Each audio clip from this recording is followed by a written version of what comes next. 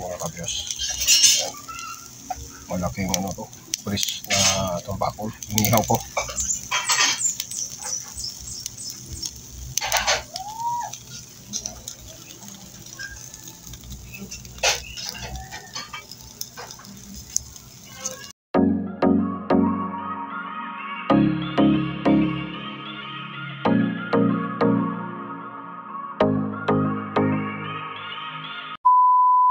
So mga kabiyos, magandang hapon po sa inyo lahat.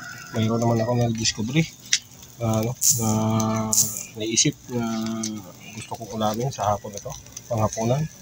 So yun, yung malaking tambakol kung sa Tagalog. Sa ano naman to, sa Bisaya, Blariti. Yan, inihaw ko na. Sobrang laki ito. Magit 1 kilo kalahati ang kanyang bigat.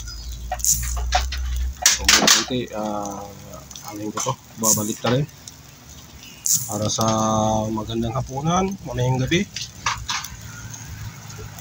Kailangan to pang healthy ng katawan.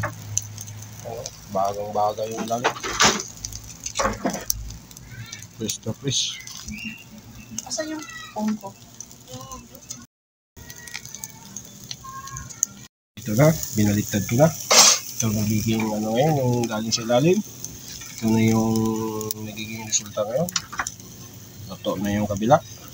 Pero kailangan pa natin ng ulit na rin.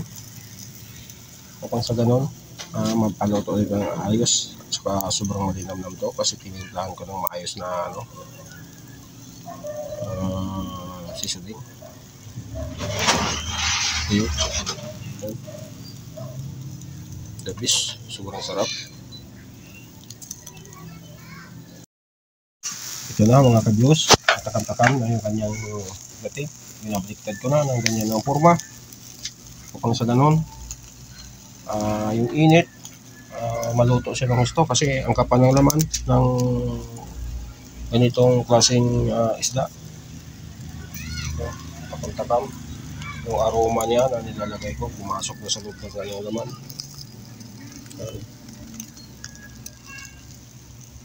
Ito yung buhay namin sa probinsya. Simpleng pamumuhay lang, nakakaraos naman din. Maraming salamat sa Diyos at nakakain ako para sa magandang kalusugan, iwas tayo sa mga sakit. Maraming salamat sa Panginoon. Ayun, tatakam-takam na rin yung kanyang kulay. Yung aroma niya pumasok na rin kasi tinitimplahan ko. Ito yung masarap na recipe ko ngayon sa gabi na ito. Yun, the best. Fresh na fresh. Tambakol kung tawagin sa Tagalog. Tulingan. Yan, isa lang naman yan. Yan, sobrang laki. Nagit 1 kilo kalahati. Ang bigat. Yan. Katakam-takam na. Sobrang sarap. Yan. Thank you for watching for this video. Bye-bye.